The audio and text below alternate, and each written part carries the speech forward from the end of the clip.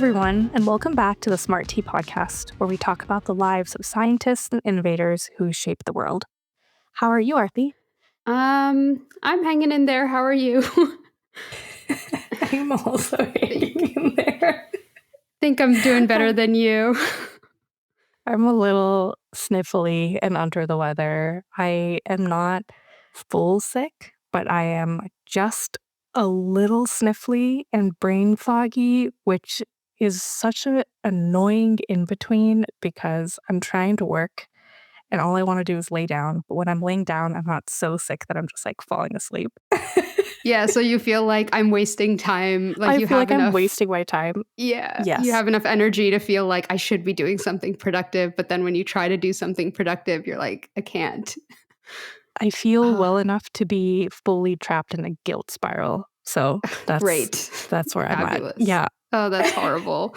Oh my God, that sucks. That sucks so bad. I hope you get over it soon. Thank you. Me too. Yeah. What's going on with you?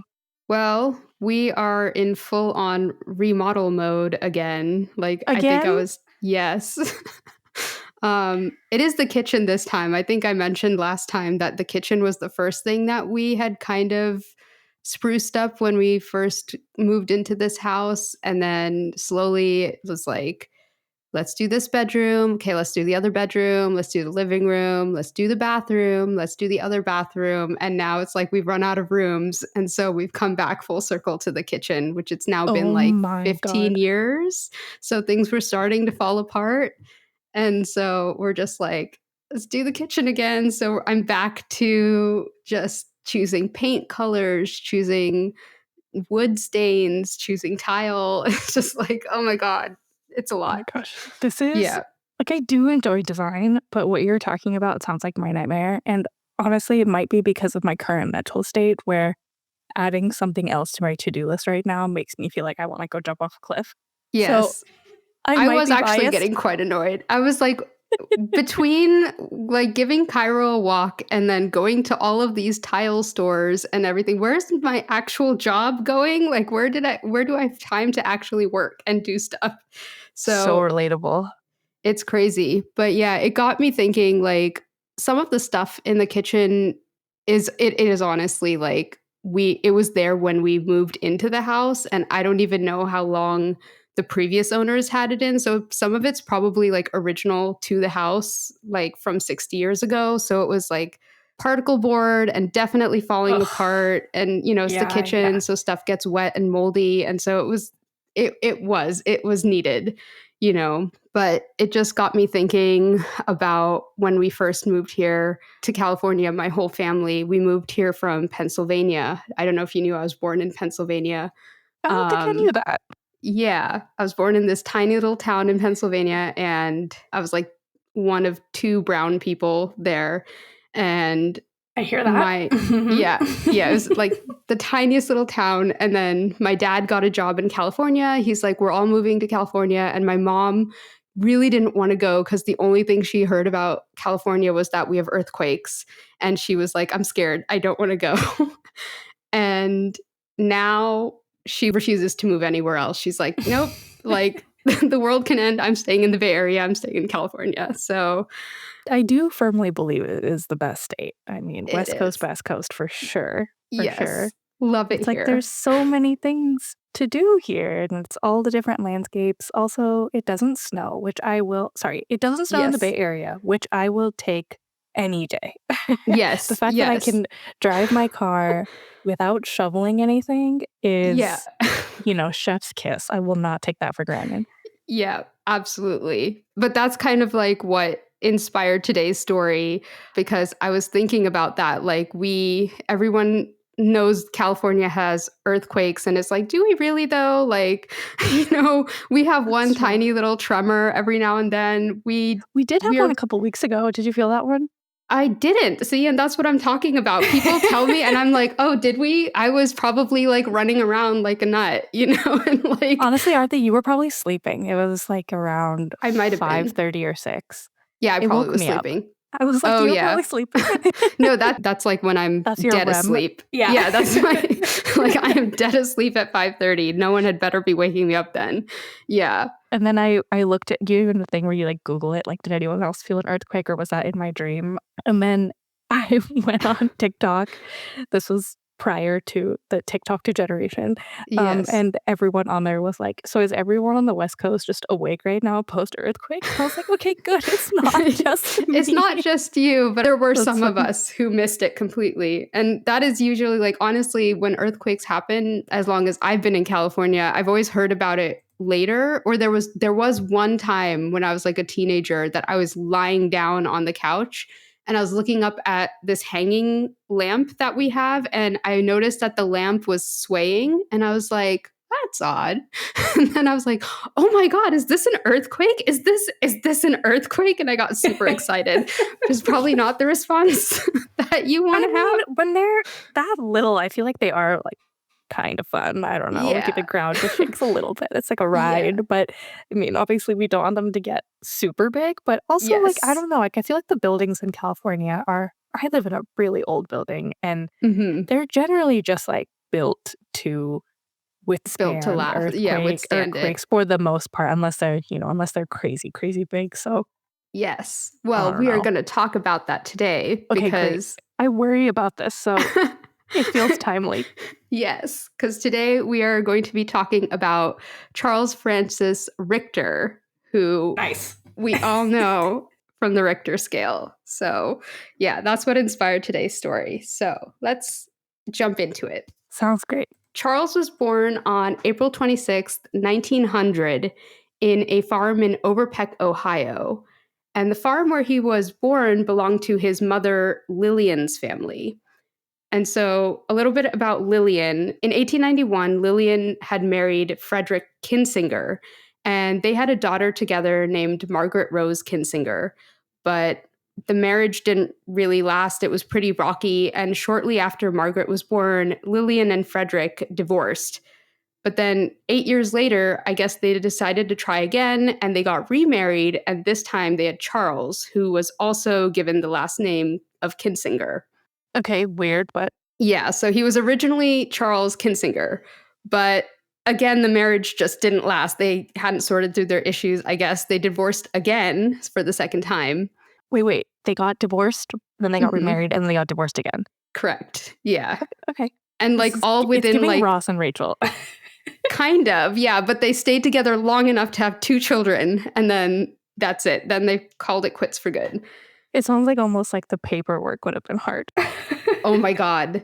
And I don't know. Well, 1900, That's maybe it's true. just like sign Maybe sign something and you're done. that's actually true. I like, my brain is like, "How did they file taxes?" But I guess Yeah. maybe it wasn't as big Yeah, of an today it issue. would be just like insane. It'd be like, is it worth doing this again? Probably not.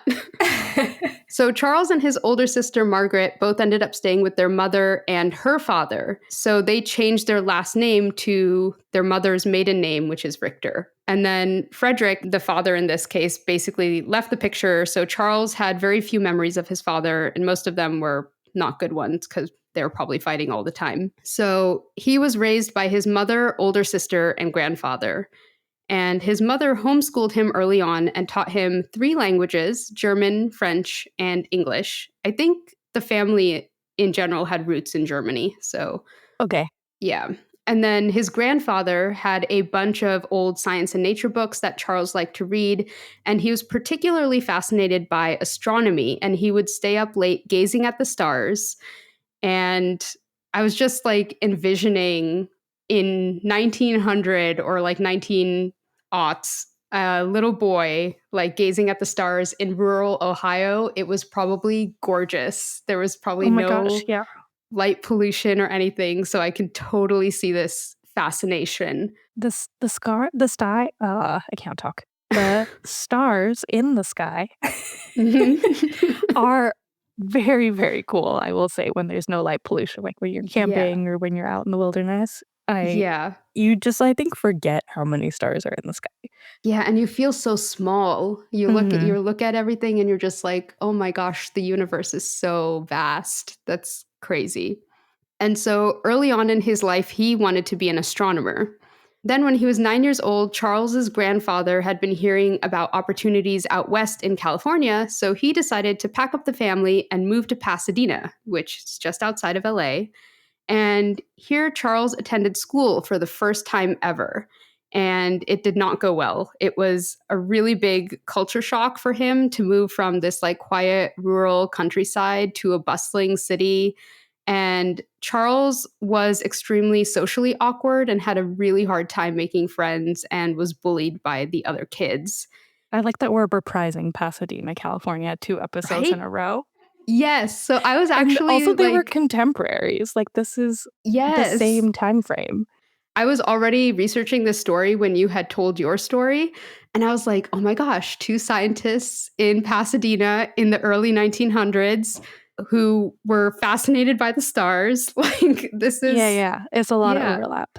it is. So today people think Charles actually probably had Asperger's syndrome, but he was never actually diagnosed with it during his lifetime because there was very little recognition around Asperger's and like the autism spectrum.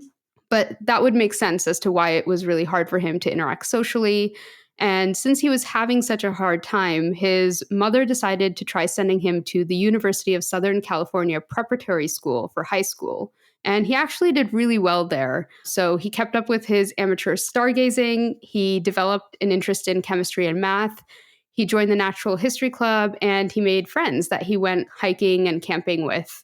And then after high school, Charles entered college at the University of Southern California as a chemistry major. And I'm not really sure why he chose Yeah, that's chemistry. Like, interesting. yeah, he was good at chemistry in high school. He found out that he was good at it there, but I'm not sure why he decided to pursue that.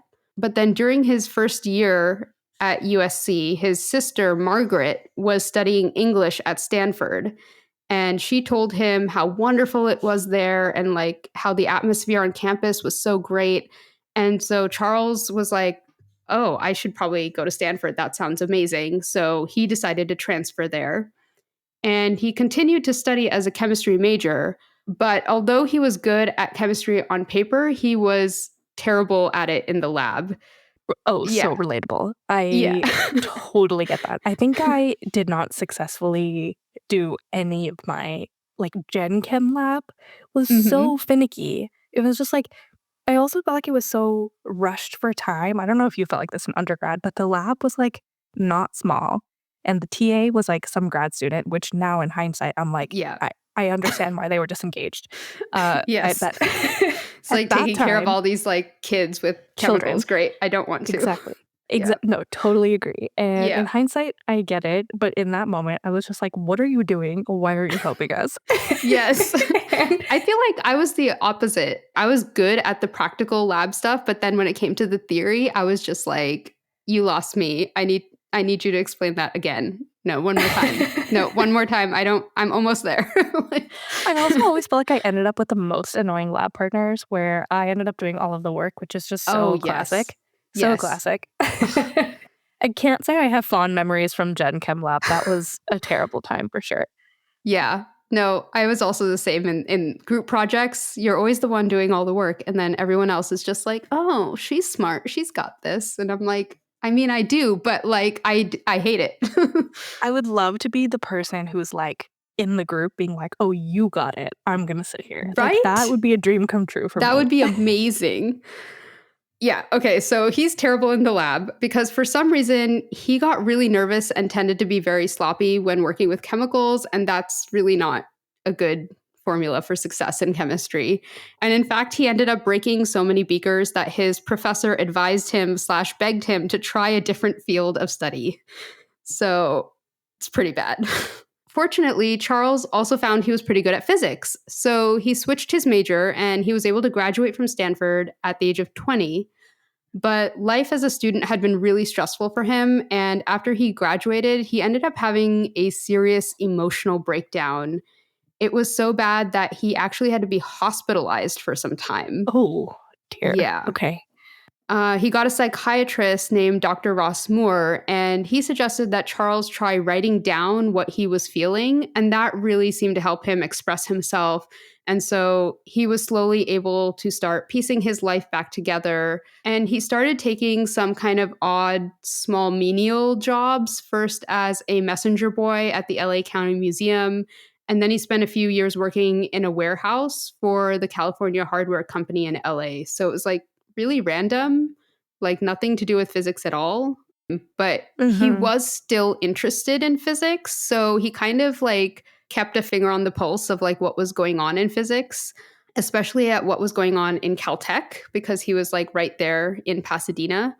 Right. And so he was like kind of aware of what was going on. I heard In all the 19 explosions. Just kidding. I'm sorry. yeah. Probably. Like, what are they doing at that JPL Yeah, lab? blowing a lot of things up. Yeah, people are pissed. So he probably knew about that.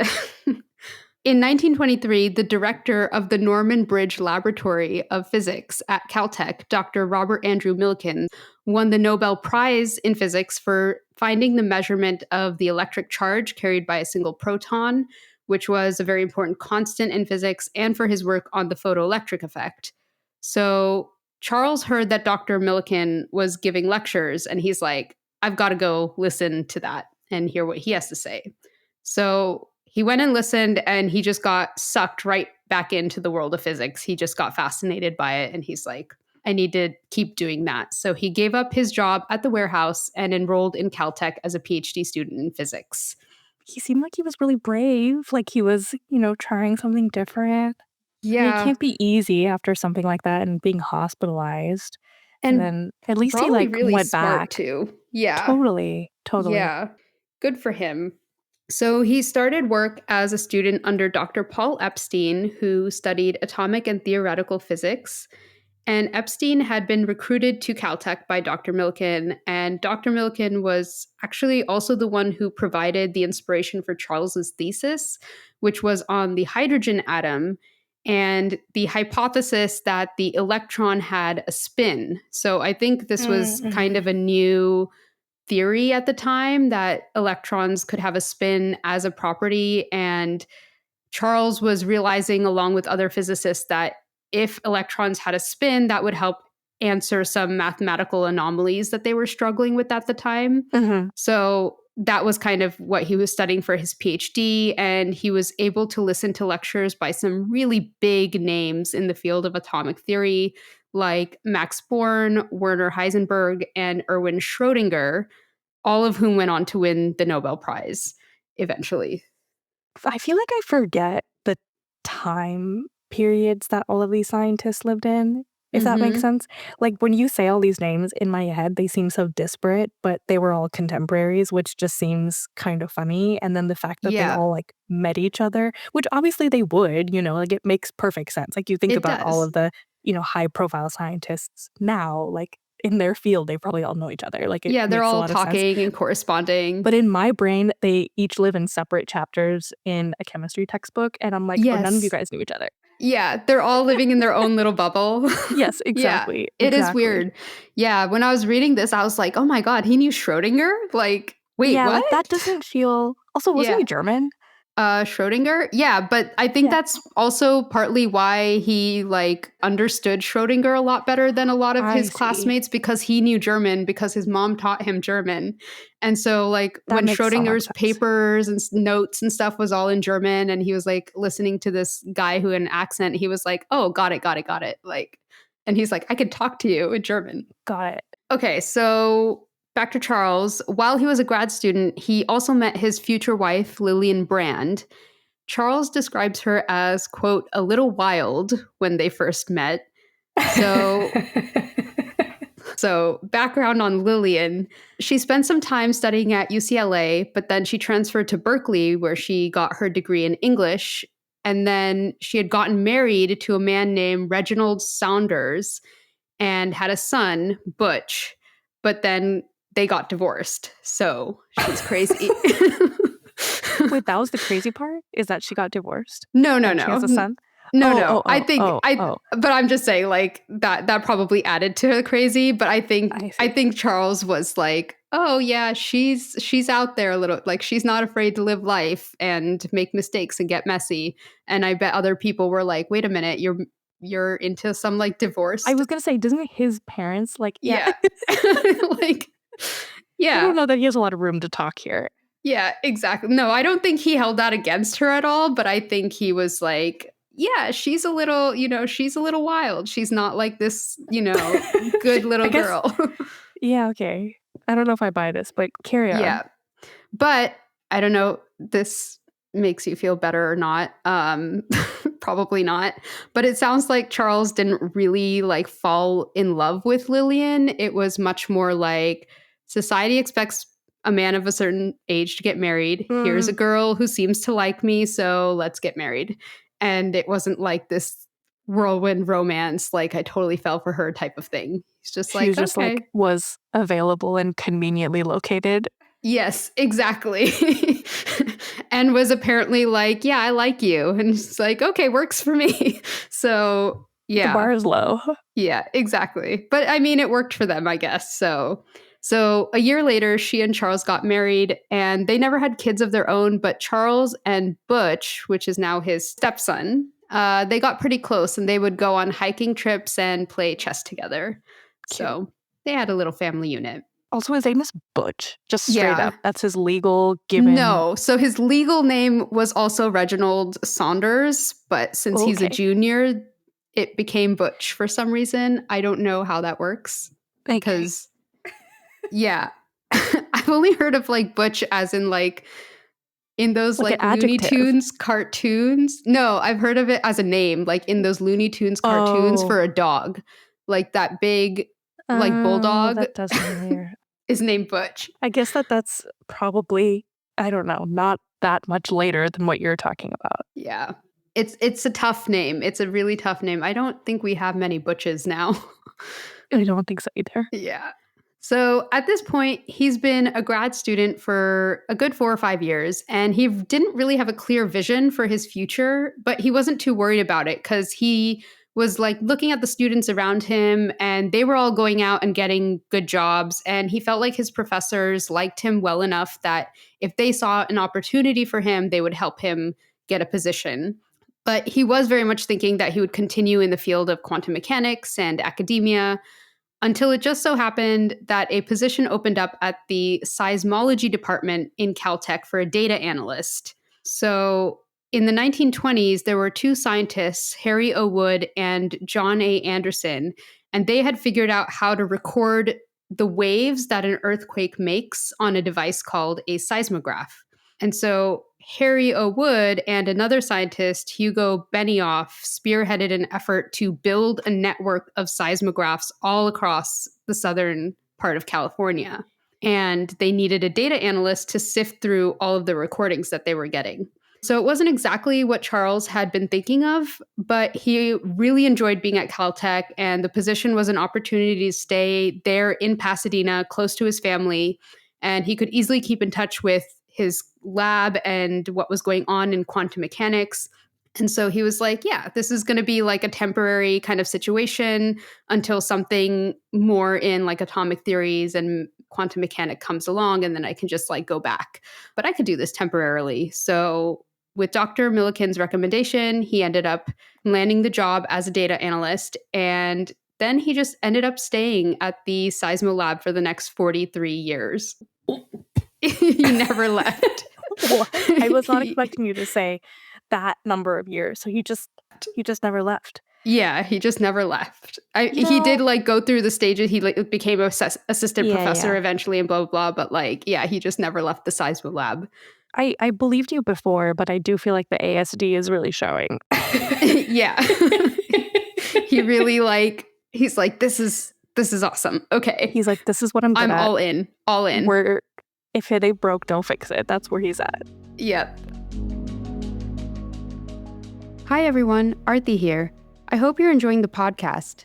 If so, and you wish someone would tell your science story, I founded a science communications company called SciComm, that's SYKOM, that can help. SciComm blends creativity with scientific accuracy to create all types of science communications content, including explainer videos, slide presentations, science writing, and more. We work with academic researchers, tech companies, nonprofits, or really any scientist to help simplify your science. Check us out at scicommer.com. That's SYKOMMER.com. Okay, back to the story. So, as a data analyst, Charles was working with a seismologist called Benno Gutenberg, but they soon ran into a problem because it was very difficult to quantify how strong an earthquake was so that it could be compared to other earthquakes. Mm-hmm. So there were a few scales that had been used at the time. One was the Mercalli-Concani-Seiberg scale, or MCS scale. And that had been developed by an Italian volcanologist, Giuseppe Mercalli. And then it was tweaked by Adolfo Concani and August Heinrich Seiberg. And this was a 12-point scale that went from 1, which meant the earthquake was barely perceptible, to 12, which was an extreme catastrophe. But the problem with this scale was that it was super subjective. So, for example, a level 6 earthquake, which was deemed a strong earthquake, was, quote, felt by all and many are afraid. Heavy furniture is moved and plaster falls. And then a level I 7, which was considered a very strong earthquake, was damage is negligible in buildings with good design and considerable in poorly designed structures. So, like, it's like based on someone's assessment of the damage, yes, basically. Exactly. Like, what's negligible damage? How do you quantify people were frightened? Like, Yeah. Or like a poorly designed building. Like what constitutes exactly. that? Yeah, okay. Yeah. And then the answer of those questions would vary depending on how far away you were from the epicenter of the earthquake, too. So that's a problem also. And also, this scale was pretty useless if you were trying to quantify an earthquake that was in an uninhabited area, because all the parameters were dependent on seeing things like buildings cracking and vehicles Yeah. rocking and objects falling. So it was the best they had. And actually, fun fact, people still do use it today to some extent, especially when studying historical earthquakes, but it's not great. So I guess that also it would require someone to be at a certain spot in order to assess it. So like if it happened somewhere Hmm. remote, to your point, if no one was there, Yeah. then there's no way to record it Yeah. or to go back retroactively and assign a number. Yeah, exactly. Or if like only one person was there, it's like, okay, but how do you know if that was a level 5 or a level 6 if there was no buildings around to Nothing to tell compare. you? Yeah. Yeah, Yeah. so Definitely a lot left to be desired. yeah. So in 1931, this scale was translated into English by Harry Owood and Frank Newman, and they made a few tweaks of their own and renamed it the Modified Mercalli Scale of 1931, or MM31. But still, this scale was really only useful if you had effects that you can observe. And Mhm. another shortcoming of these scales was that they didn't take into account how earthquakes travel differently based on location.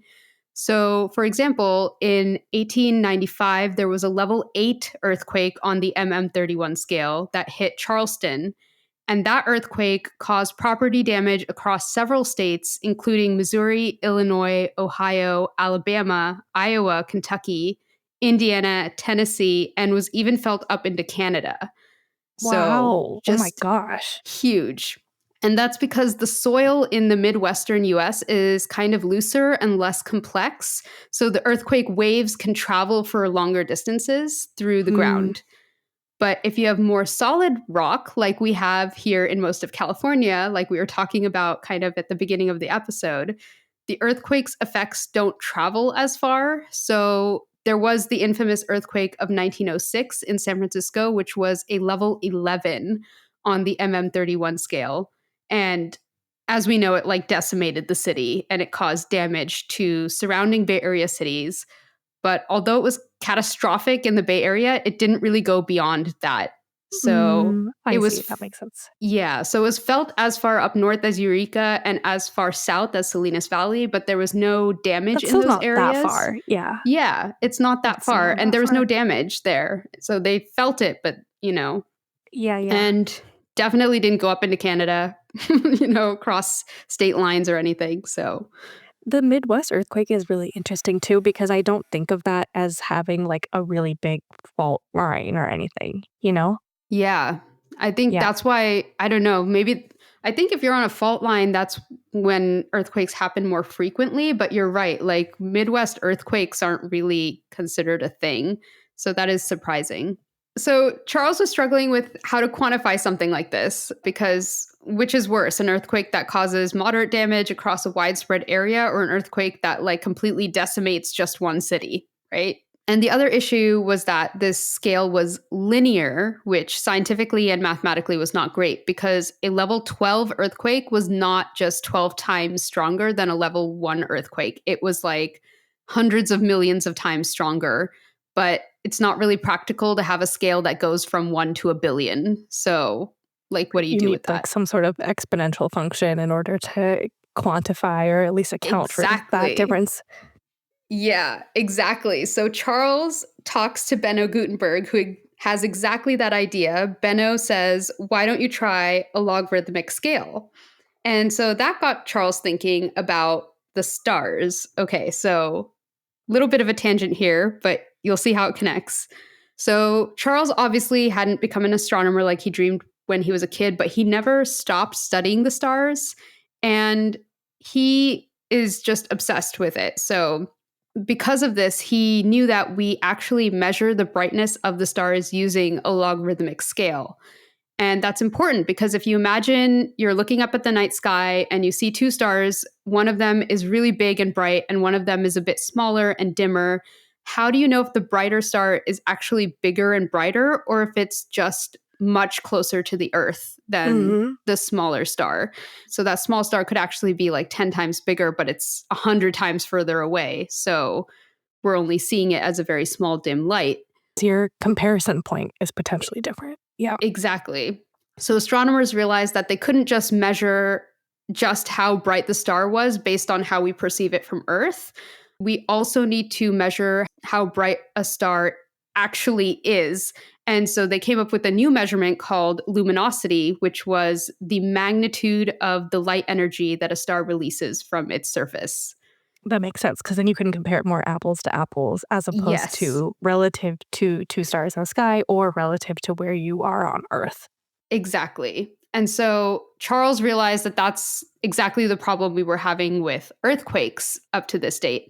We were only measuring the intensity of the earthquake, which was how much damage it caused or how strong it felt based on our perception of it. But we should also be studying the magnitude of it, which is how much energy is actually being released when an earthquake happens. So, based on Benno's advice and most of the recent papers in seismology, Charles developed a logarithmic scale based on the amplitude of the waves recorded by a seismograph. So, Mhm. seismograph reading kind of has those like jiggly waves whenever an earthquake hits. Yeah. So his scale is corresponding to that. So it starts at 0 to 1, which is a micro earthquake that's recorded by a seismograph, but is not felt by people. So you'll see this like little tiny wave on the seismograph. And then every time the amplitude of that wave increases tenfold, that corresponds to a whole number increase on the scale. Okay. That makes sense. Yeah. So as the waves get progressively bigger from the Hmm. 0 point, like from a flat line, how much displacement there is, Yeah. as those get bigger based on tenfold, that's why you have the logarithmic scale. Yes. That's when it goes up 1 point. That makes sense. So it's like a Yeah, log and it's 10 really function. looking at the amplitude of the wave. So it's like Yep. 0 is a straight line, and then you get a little tiny wave that's 10 to the 1, so that's 1. If you get a 10 times bigger wave than that, that's 10 to the 2, so that's a magnitude 2 earthquake. If you get 100 times bigger than that wave, then that's a 10 to the 3, or no, 10 to the 2, sorry. 10 to the 1, 10 to the 2. I'm getting my No, scale you're mixed right. up. And then you were 10 to the Yeah. 3. You're right. Yeah, 1,000 times stronger would be 10 to the 3. Yeah. Yep. So, This is yes. why we can't do math episodes. I know. That wasn't Like, we even can barely do hard. log. We can I know that barely wasn't figure even that. That hard, but wasn't even hard. I still messed it I up. was Well, I mean, anything harder than like 13 plus 24, and I'm like, calculator, please. What? I would have used a calculator for that. Also, like, Yeah, we're just like log exactly. base 10, which is the simplest log. I know. It's like 10, 100, 1,000. This is why I have notes. I should stick to my notes. I should not try to like ad lib. Okay, so that was in terms of like the amplitude wave. The amplitude wave is like log base 10. But in terms of energy, every increase of zero point 0.2 on the scale is a doubling of the amount of energy released. So a 5.2 magnitude earthquake releases twice as much energy as a 5.0 magnitude earthquake. Okay. And so then that means a 6.0 earthquake will be 32 times stronger than a 5.0, and a 7.0 will be about 1,000 times stronger than a magnitude 5.0. That's the math. That's the math. We're done. I will not be submitting a proof. I believe you. Yes. I did actually. I multiplied it. I was like 32 times 32 is 1,024. So about Okay, 1,000 great. times. Yeah. So there's technically no upper limit to how strong an earthquake can get on this scale, but the strongest one ever on record is the Great Chilean Earthquake of Mm, 1960, which was a magnitude 9.5. And scientists have theorized that a magnitude 10 earthquake is probably the upper limit of what is even possible on Earth. that's so interesting. Even like the ones that happen in the ocean, does it Yeah, include those? Like even yeah, those, the yeah. ones that They were like don't end like, up having like a ton of destruction because they happen in like the deep ocean, like, you know, yeah, faults. I think they were saying like if like I think this was some scientists in Japan who figured this out, and they were like if the fault line along the Japanese trench in the Yeah. ocean Yeah. smashed into this other fault line and like, you know, ground against each other, that would probably be like a magnitude 10. But it would have to be like So of a interesting. certain Okay. area, like this huge area along the fault line and this huge area along the other fault line, like for miles and miles, would have to like literally rupture against each other. And then that would be a magnitude 10. So hopefully that does not happen. That's so crazy that you could even extrapolate that. Yeah. I bet there was all sorts of computer modeling and stuff, which would be so Yeah. cool to see. It is But so crazy that the really crazy earthquakes are usually happening in the ocean because so much of the surface area of the earth is ocean that yes, the yes. likelihood of a big earthquake happening on land where it's populated is just statistically low. And so when I Yeah. think of like the really crazy earthquakes, I usually think of tsunamis, which is Yes. because of Yeah. that. Yes. Okay. So Charles used his scale to look at all the seismograph data he had, and everything fit perfectly on this logarithmic scale. He said, quote, "The scale fell right out of my hands. It was a much more powerful tool than we had any right to look for." So he published the scale in a paper in 1935 called An Instrumental Earthquake Magnitude Scale. And importantly, if you notice, he called it the magnitude scale, not the Richter scale. But by this time, he had been studying earthquakes in Southern California for several years. And so he became a very well known seismologist. And a couple of years earlier, in 1933, the Long Beach earthquake had rocked LA. And Charles spoke to several reporters as an expert on the subject. So, like, people knew Yeah. about him. And so when he published this paper, reporters were like, what do we call this scale? And it was actually a seismologist in Berkeley, Perry Byerly, who told journalists that they should call it the Richter scale. Wait, that's actually very sweet that he didn't like Yeah. name it after himself. No. And he was just like, Yeah. oh, this is just an objective scale. Yeah, this is the magnitude scale. You should call it the magnitude scale because that's what it is. And people were like, no, we're calling it the Richter scale. That's That actually sounds very cute. cooler. Yeah. So Charles, because of this, becomes sort of an earthquake celebrity. But there were some people who weren't really happy about this. A lot of people, like a lot of his colleagues who were working in the Seismolab, thought that there were other people who had contributed equally or even more that weren't getting credit by calling it the Richter scale. So like Benno Gutenberg, whose idea it had been to try a logarithmic scale in the first place, wasn't getting any credit. Hugo Benioff, who was the one who created the actual seismograph that was generating all this data, wasn't getting any mention. And then Harry O. Wood, who had been kind of leading the charge on this whole project and had hired Charles in the first place and like put all these people together, like none of them ever reached the same level of popularity and like becoming a household name as Charles did.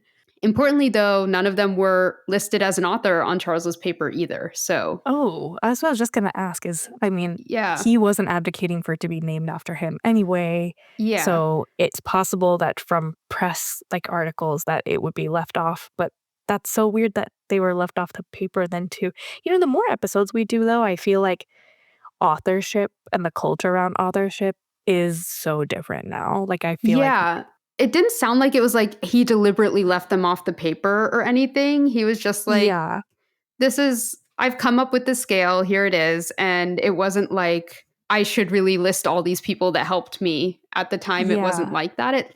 Kind of sounds like It does because, seem like that. I feel like it's yeah, very normal to have 20 authors on a really big nature paper, like, that's super common, or yeah, e having, I would say, like, 2 authors, if it's not a position paper, is odd. If I see only 2 authors and it's not, like, a narrative review or something, yeah. is weird, but it does seem like the culture is very different now in academia than it was, because I feel like this authorship thing has come up in a lot of different episodes. Yeah, it is a bit weird. I did go back and look at that specifically, and it's like, no, it's Charles Richter, and he's the sole author on this paper. Yeah, But you would never then, see that. yeah, but then like also he never denied like how important his like colleagues were, and he even thought that he was inferior as a seismologist compared to them. He was like they're great. Like I just kind of got lucky, or I don't know why I became popular. I just did, but like if you want the real deal, Interesting. they're the ones. Like, and he was always like that. He never wanted this level of publicity, I think, or that's not what he was really after. And I think because he got a lot of this publicity, it was actually a bit hard on him because his personality was like really kind of an awkward, introverted type of person. He would like ramble on when he talked, especially if you asked him an open ended question. He didn't know Poor when to stop guy. talking, you know? And yeah, I think his colleagues just kind of thought him a bit of a weird person. And to be fair, he kind of earned that weird label because during the years that he's working on earthquakes and creating this magnitude scale, Charles's wife Lillian had convinced him to join an organization run by Hobart and Laura Glassy called the Fraternity Elysia, which was a nudist organization. And I thought this was a bit random, but it sounds like Charles didn't really have friends at work, but he was able to really build a social circle within the nudist community. Okay, wasn't Jack Parsons also in a nudist community though? Like, why was this like a thing in I Pasadena don't know. I was also in the thinking early about aughts? that. Was he a nudist? Was Jack Parsons a nudist? No, but He he was was like involved with some of the nudists, he was and like they would into just the be doing occult.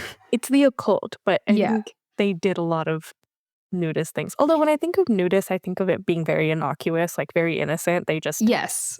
love peace and the earth, and they just also love their bodies, sort of, and they think Yeah. clothes are not quite right. Yeah, I think Jack Parsons was much more sinister, but Yes. it does Yes. seem like there could be a thread there.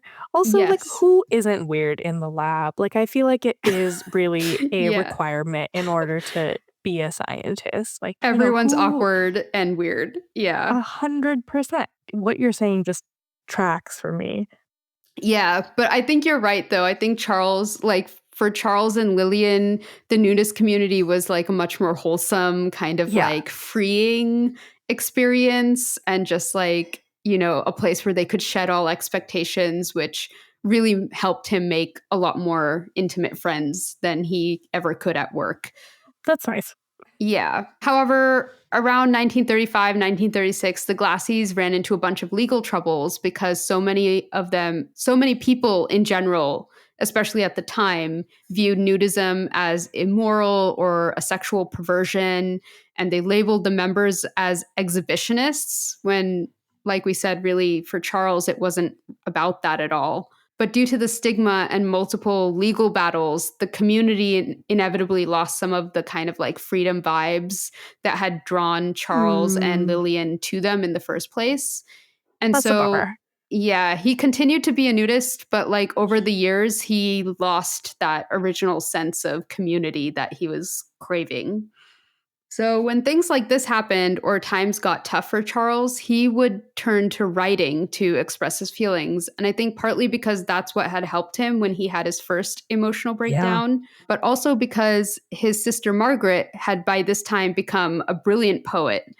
And so Charles would often use poetry to express how he was feeling. And in 1933, he wrote a poem called Earthquake, which I wrote down Very if on the you'd like to nose. hear it. Yes, I Yeah. do. Let's hear it. Okay, so here's his poem Earthquake. I set my aspiration on the soundest rock and chose my building stone with care. No moral clay, no pious wooden block, but granite fact and rigid logic layer on layer. I built high towers not of ivory but stone, wide rooms for books and serious things. There was a house room for solid work alone, but on the top rose my best imaginings. Finished at last, I felt an architectural pride. No mind had such a house before. Then, just as I was about to march inside, there came a violent shaking and a stunning roar. In spite of argument, the clashing stones broke free. In vain, the rock stood firm and sound. My towers collapsed in streams of masonry, and all my lofty dreams fell crashing to the ground. Though not beyond repair, the splendid house was wrecked. I cursed and left it unrestored. Puzzled, not comprehending my defect, I came with my perplexities before the Lord, who smiling said, You are no mason, it appears. Return and make a new assault. Use better mortar and dismiss your fears. The rock and stone were good, the builder was at fault. So, yeah, Wait, that's so good. That was right? way better than I thought it was gonna be. Don't know what I was expecting from Yeah, little nerdy boy, but it's such a good poem, and really I like the good. line. It's really good. I really Yeah, like the line about the towers were not ivory, but stone. Like, I yeah, really like that, and then I like that it's just, like, about his whole personal growth journey. Like, the yeah, towers fell, but then he realized that he could rebuild and just be stronger. Like, I yeah. love that. That's It was so very sweet. deep. Yeah, Very deep. Damn, yeah. look at him go. I know. That was real good. I read a bunch of his poems actually, and I was like, these are all so good. Like, Yeah, and they're all like very like you could tell they're very personal to him. Like he's talking about what definitely. it's like to be an introvert or what it's like to like, deal with like certain adversities that rose up in his life. And he ran the gamut. He would write like romance poetry. He would write like these big, long, sweeping epics. That's So, so impressive. I love yeah. that. And he also wrote novels on science fiction and Oh my gosh. philosophy. He was just like constantly writing papers and letters to his friends and colleagues. And people didn't really seem to know that about him. Like, even his colleagues didn't know that he wrote so much until after he died and they started going through all his things and they just found like loads of journals and letters and novels and poetry. And they're just like, what is all of this? I mean, I feel like novels is on a different level, though. Like, to be Yeah. able to craft a story of that length and depth feels like it's a different ask. Yes, definitely. But he's just like a prolific writer. So But he impressive. barely opened up about his private life at work. And in fact, many of his colleagues were also completely unaware that Charles had a stepson at all. They didn't even know about Butch. So some of them they like only found out in 1957 when Butch tragically took his own life, and it was a huge blow to Charlie, who had been very close to him, and Yeah. it caused him once again to spiral into this like deep depression. So at this point, I think Charles is really battling a lot of mental health issues. Butch passed away suddenly and tragically. And then 3 years later, Benno Gutenberg passed away, who was his colleague who gave him the idea about using a logarithmic scale. Yeah. And at this point, like, not only did Charles feel like he had lost a really good and important colleague, but it also renewed the drama of Benno not having gotten Yeah. credit for helping create the scale and all the numerous contributions that he had made to the field of seismology. It also feels like he's already kinda sensitive, like, he's already Yeah, kind of a sweet, soft, sensitive boy, he and I feel is. like this brings up all of these really complicated feelings of whether or not he did the right thing or whether or not, he did right by a colleague who was really important to him, so this makes a lot of sense. It was really sad. Yeah. One thing that I thought was interesting, one of my sources was a book called Charles Richter, Measure of an Earthquake, Measure of a Man by Susan Elizabeth Hugh. And she notes that part of the reason Charles became famous was because he was a good science communicator. And he was Mm, able to talk to the public in a way that they could like relate to and understand. And he never like looked down on journalists or like people who didn't know about earthquakes. He never talked down to them. He respected them. And he did a lot of campaigning for earthquake preparedness and safety, especially in LA. And he helped like make buildings safer by updating building codes and getting involved in developing better engineering practices. And so then every time there was a major earthquake, he would be back in the public spotlight because everyone wanted to talk to him, you know? and because he was willing to talk to them and meet them Exactly. where they were, yeah. Like, it Yeah. goes both So ways. exactly. So I'm like, that is so I think that's part of science communication that's often overlooked is that, yeah, like you said, it needs to go both ways. Like, we need an audience that's willing to listen, but we also need to be willing to talk in a way that, everyone can understand. And we need to meet each other in the middle, kind of. Exactly. So, unfortunately, the popularity he had with the public, as I said, didn't really seem to extend into academia, and it kind of just got worse as years went on. So, younger students came to Caltech and they were like super excited to meet the Charles Richter who made the Richter scale. And they wanted to talk about what they thought was the next great challenge in seismology, which was accurately predicting when and where an earthquake would hit. But Charles like just didn't believe it was possible. And to be fair, we still don't have a good way today of predicting earthquakes. But you can probably imagine like him just kind of awkwardly shutting students down who are like so passionate about like, I want to talk about this and I have all these ideas. And he's just like, no, it's not possible. And they were like, well, you're a jerk, And This is, like, so cringe because I feel like, again, this, like, happens all the time, like, yeah. especially at, large universities, there's extremely famous professors, and everybody thinks that they have the next greatest thing, and that's just not true. Yeah.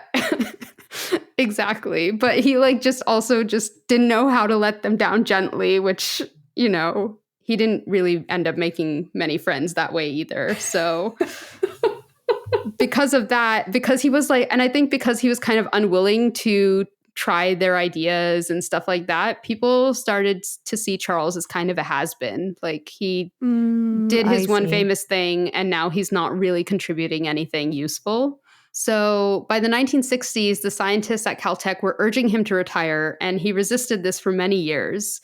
He really saw the Seismolab as kind of his home and a place where he was very comfortable, and he didn't want to let that go. But in 1970, he finally caved and retired. But he continued to stay active in the seismology field and was still regularly interviewed whenever a major earthquake happened. And he still visited the Seismolab all the time just to say, like, hi, what's up?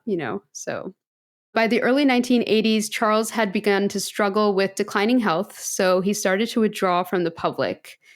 In 1984, he had a heart seizure that he never fully recovered from. And 1 year later, he died on September 30th, 1985, of congestive heart failure.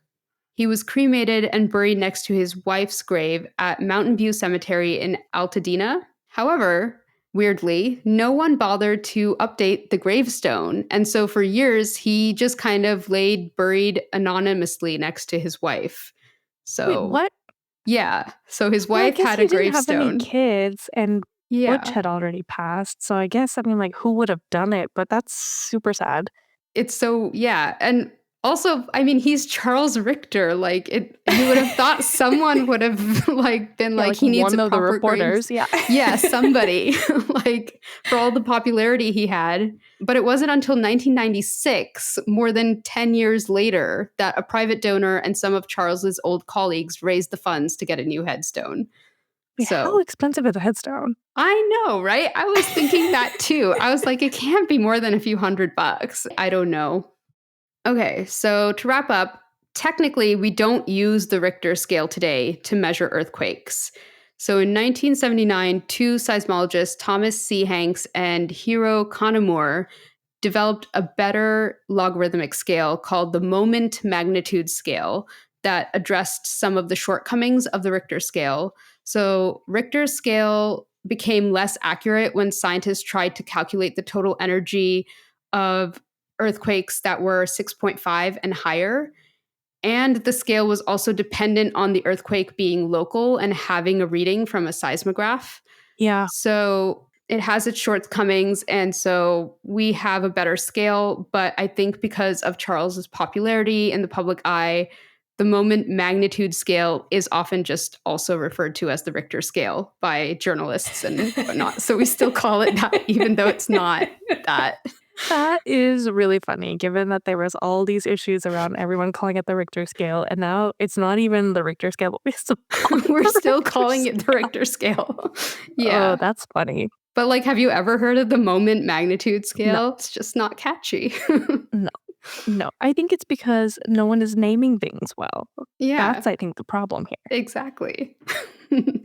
They should have named it something zingier, and then it would have Yeah, we stuck. need to come up with a better name. Then you can get thrust into popularity and have emotional breakdowns. No, just kidding. So dark, Aarati. I know. So dark. I'm just imagining what would happen to me one day if I got famous. Definitely an emotional breakdown in my future. Yeah. And April 26th, which is Charles's birthday, is unofficially Richter Scale Day. And to commemorate this day, some people bake earthquake cookies, which are like basically chocolate crinkle cookies, you know, with the powdered sugar, but then it has like all the cracks. Yeah. I didn't know. I love chocolate crinkle cookies. I didn't know that they were called earthquake cookies. So that's actually really cute. Yeah.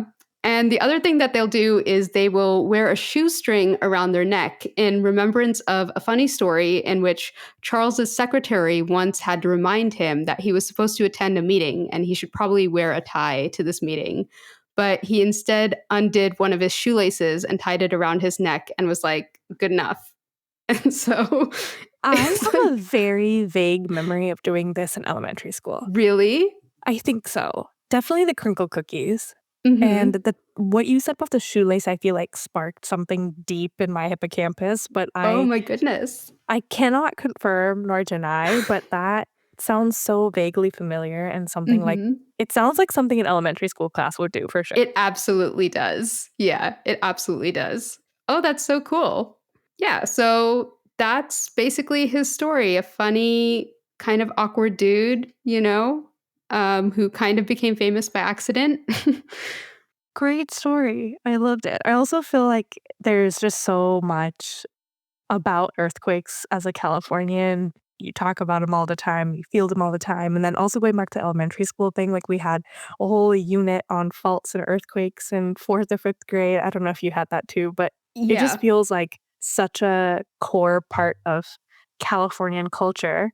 Yeah, because I because never like knew all you, that about him. like 4th or 5th grade, you learn like state history, right? And so Yeah, earthquakes is like something a like huge that. part of that for us. Yeah. Yeah, that's true. That's Yeah. true. Yeah, I love that. Great story. I had to focus a lot on this because I kept on like veering off into like, ooh, let me learn about fault lines. And I'm like, no, we got to stick to Richter and like what he did. And he's an interesting enough guy. So I was like, need to keep this tight and need to like not veer off into, you know, like you said, ocean trenches. Like, okay, but ocean trenches are crazy. I know. Maybe you're that's right. our next scientist is some ocean trench Some scientist. ocean guy. We haven't done an ocean person yet. We haven't done an we? ocean person. You're right. You're right. I don't So think we have any like marine. Okay, but ocean trenches. That's what I want to know about. yes. Okay. Yeah. Okay. So that's coming up in the future. Thanks for listening. If you have a suggestion for a story we should cover or thoughts you want to share about an episode, reach out to us at smarttpodcast.com.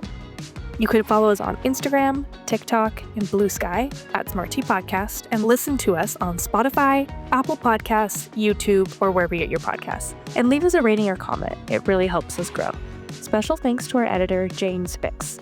New episodes are released every other Wednesday. See you next time.